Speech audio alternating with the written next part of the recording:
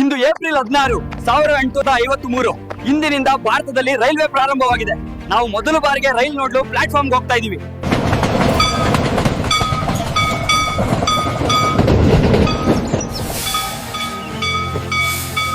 ಇನ್ನ ಸ್ವಲ್ಪ ಹೊತ್ತಿನಲ್ಲೇ ಟ್ರೈನ್ ಬರ್ಬೋದು. ನೋಡಿ ನೋಡಿ ಬಂದೇ ಬಿಡ್ತು. ನೋಡಿ ಸ್ನೇಹಿತರೆ, ಇದು ಮೊದಲ ರೈಲ್ವೆಯ ಟಿಕೆಟ್. ಇದರ ಬಾಡಿಗೆ ಕೇವಲ ₹1 ಇತ್ತು. ಭಾರತದ ಈ ಮೊದಲ ರೈಲು ಮುಂಬೈನಿಂದ ಥಾಣೆಗೆ ಕೇವಲ 57 ನಿಮಿಷಗಳಲ್ಲಿ ಹೋಗ್ತದೆ. ನಿಮ್ಗೊತ್ತಾ, ಈ ಮೊದಲ ರೈಲಿನಲ್ಲಿ 14 ಬೋಗಿಗಳಿದ್ದವು ಮತ್ತು 400ಕ್ಕೂ ಹೆಚ್ಚು ಪ್ರಯಾಣಿಕರಿದ್ರು.